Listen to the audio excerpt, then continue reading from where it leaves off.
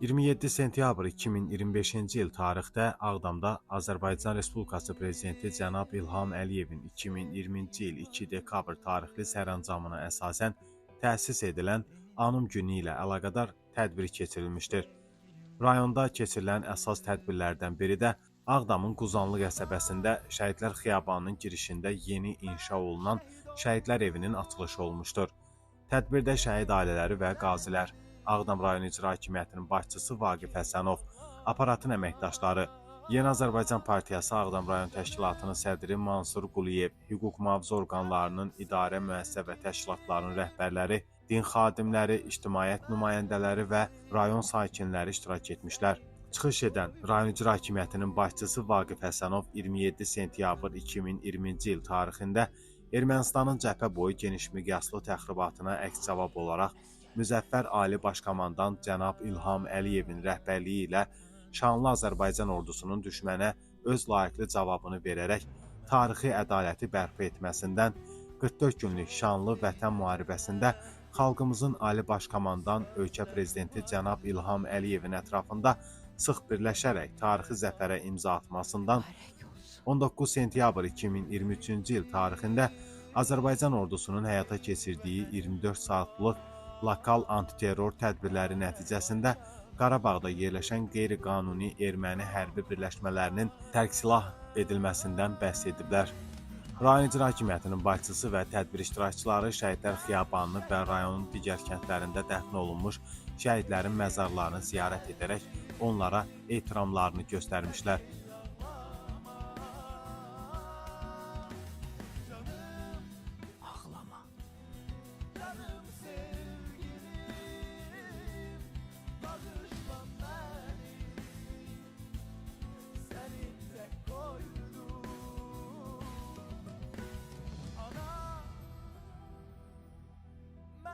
Şehit oldum, yerim güzeldi,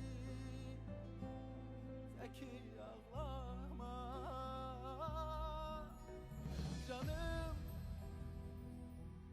canım sevgilim. Sağ olsun, milletimiz sağ olsun.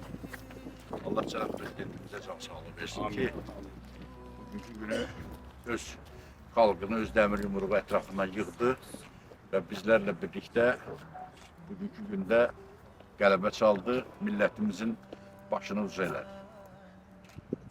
Allah bütün şəhidlərimizə rəhmət eləsin, ölkə rəhbərimizə can sağlığı, ölkə rəhbərliyimizin ətrafında olan dövlət rəhbərlərimizin canı sağ olsun. Sağ olun.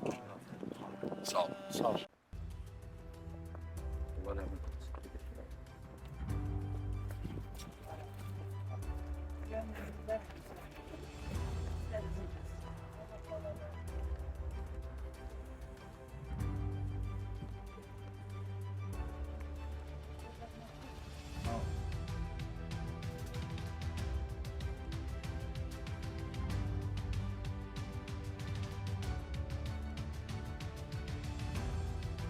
Tədbirdən sonra Ağdam rayon icra hakimiyyətinin başçısı, aparatın işçiləri, hüquq mühafizə orqanlarının rəhbərləri və şəhid ailələri ilə birlikdə Şəhidlər Evinin açılışı olub.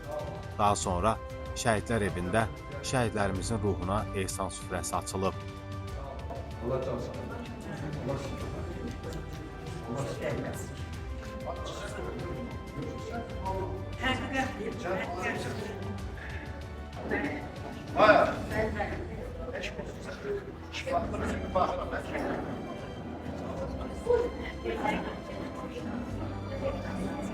öyle mi? Sağ ol. Sağ ol. Sağ ol. Sizi geliyoruz. Ya sen hayır, siz böyle yapın çıkıyor.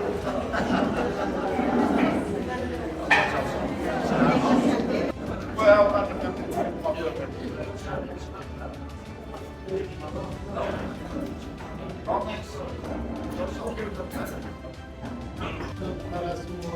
ha yok yok. Yok ben şundan da bakıyorum bunlar değil.